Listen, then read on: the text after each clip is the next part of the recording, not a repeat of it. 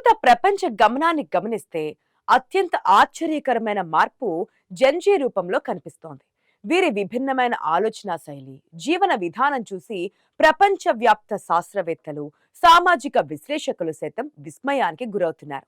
ఒకప్పుడు యువత అంటేనే వ్యసనాల వైపు ఆకర్షితులవుతారని, పార్టీలు, పబ్లు, మద్యంతో తమ కాలాన్ని వృధా చేసుకుంటారని ఒక బలమైన ముద్ర ఉండేది కదా. కానీ నేటి తరం ఆ పాత చింతకాయ పచ్చడి సిద్ధాంతాలను పూర్తిగా తుడిచిపెట్టేస్తోంది. ముఖ్యంగా దశాబ్దాల తరబడి ప్రపంచ ఆర్థిక వ్యవస్థను శాసిస్తున్న మద్యం పరిశ్రమకు ఇప్పుడు ఈ తరం రూపంలో ఒక ఊహించని గండం పొంచి ఉంది. వీరి ఆరోగ్యకరమైన నిర్ణయాల వల్ల ఆ పరిశ్రమకు ఏకంగా 76 లక్షల కోట్ల రూపాయల మేర భారీ నష్టం వాటిల్లే అవకాశం ఉందని సర్వేలో తేలింది. ఒకప్పుడు సామాజిక హోదాకు, ఎంజాయ్మెంట్ కు కేర్ ఆఫ్ అడ్రస్ గా భావించిన మద్యం నేడు ఈ తరం దృష్టిలో కేవలం ఒక అనారోగ్యకరమైన పనికిరాని అలవాటుగా మారిపోతుండడం ఒక విశేషమైన పరిణామం. గత తరాలైన బేబీ బూమర్స్, మిలియనీర్స్ తో పోలిస్తే జెన్జీ తరం సమాచార విప్లవం మధ్య పెరగడం వల్ల ప్రతి విషయాన్ని శాస్త్రీయంగా విశ్లేషిస్తోంది. అందుకే వారు మత్తు కంటే తమ శారీరక మరియు మానసిక దృఢత్వానికే పెద్దపీట వేస్తున్నారు.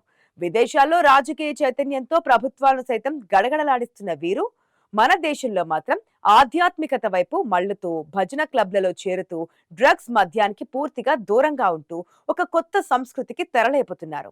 ఇది కేవలం ఒక ప్రాంతానికో, ఒక దేశానికో పరిమితం కాకుండా ప్రపంచవ్యాప్త సామాజిక విప్లవంగా మారుతోంది.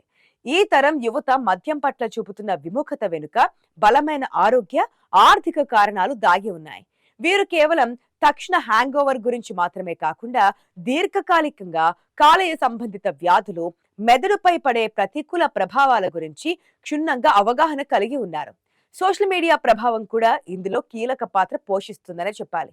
ఎందుకంటే నేడు పబ్లలో మద్యం గ్లాసులతో దిగే ఫోటోల కంటే జిమ్ లో కష్టపడుతున్న వర్కౌట్ వీడియోలు, పోషకాహార డైట్లు, యోగా ముద్రలే ట్రెండ్ అవుతున్నాయి కాబట్టి ఇది యువతను మత్తుకు దూరం చేసి సంపూర్ణ ఆరోగ్యవంతులుగా మార్చడానికి ప్రేరేపిస్తోంది. కేవలం ఆరోగ్యమే కాకుండా ఆర్థికంగా కూడా ఈ తరం అత్యంత క్లారిటీతో ఉంది. అనవసరమైన ఖర్చులను తగ్గించుకొని ఆ సొమ్మును కొత్త అనుభవాల కోసం, ప్రయాణాల కోసం లేదా స్టాక్ మార్కెట్ వంటి పెట్టుబడుల కోసం కేటాయించే ధోరణి వీరిలో విపరీతంగా పెరుగుతోంది. మద్యం తాగడం వల్ల మరుసటి రోజు పనిలో ఉత్పాదకత తగ్గడం వీరికి ఎంత మాత్రం ఇష్టం లేదు. అందుకే తమ కెరీర్ పై అత్యంత దృష్టి సారిస్తూ మత్తులో మునిగి తమ విలువైన సమయాన్ని వృధా చేసుకోవడానికి వీరు అస్సలు సిద్ధంగా లేరు. మానసిక ప్రశాంతత కోసం మత్తును ఆశ్రయించడం కంటే ధ్యానం, క్రీడలు, నిర్మాణాత్మకమైన అలవాట్ల ద్వారా ఒత్తిడిని జయించాలని వీరు భావిస్తున్నారు. ఈ క్రమంలోనే సోబర్ క్యూరియస్ వంటి అంతర్జాతీయ ఉద్యమాలు ఊపందుకుంటున్నాయి. ఇది రాబోయే రోజుల్లో మద్యం వినియోగాన్ని మరింతగా తగ్గించి ఆరోగ్యకరమైన సమాజ నిర్మాణానికి పునాదులు వేయబోతోంది. తమ మార్కెట్ వాటా, లాభాలు భారీగా పడిపోతుండటంతో ప్రపంచవ్యాప్త లిక్కర్ కంపెనీలు ఇప్పుడు తీవ్ర ఆందోళనలో మునిగిపోయాయి. యువతను ఆకర్షించడానికి ఇప్పుడు సరికొత్త వేషాలు వేస్తూ నాన్ ఆల్కహాలిక్ పానీయాలు, ఆల్కహాల్ లేని బీర్లు, వైన్ల తయారీపై దృష్టి సారిస్తున్నాయి. ఫిట్నెస్ ప్రేమికుల కోసం లో క్యాలరీ డ్రింక్స్, చక్కెర తక్కువగా ఉండే పానీయాలను మార్కెట్లోకి విరివిగా వదులుతూ తక్కువ తాగినా నాణ్యమైనదే తాగాలి అనే సూత్రంతో అత్యంత ఖరీదైన ప్రీమియం బ్రాండ్లను ప్రచారం చేస్తూ ఉన్నప్పటికీ జెన్జీ తరం మాత్రం ఆ గాలానికి చిక్కడం లేదని స్పష్టమవుతోంది. ఇది కేవలం ఒక పరిశ్రమకు సంబంధించిన ఆర్థిక నష్టం మాత్రమే కాదు, ఒక గొప్ప సామాజిక మార్పుకు సంకేతం.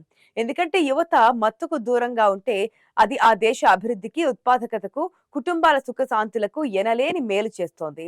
మద్యం రహిత జీవన శైలిని ఒక గొప్ప ట్రెండ్ గా మార్చిన జెన్జీ సంకల్పం నిజంగా అభినందనీయని. ఎందుకంటే వారు వ్యాపార లాభాల కంటే పౌరుల ఆరోగ్యమే ముఖ్యమని తమ చర్యల ద్వారా నిరూపిస్తున్నారు.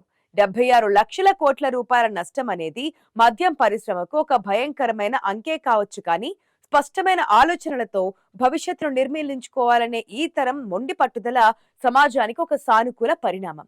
చివరకు కంపెనీలు కాలానికి అనుగుణంగా మారక తప్పని పరిస్థితి ఏర్పడింది. కానీ యువత మాత్రం తమ ఆరోగ్య సూత్రాన్ని విస్మరించకుండా ముందుకు సాగితేనే రాబోయే తరాలకు ఒక గొప్ప ఆరోగ్యవంతమైన ప్రపంచాన్ని అందించడం సాధ్యమవుతోంది.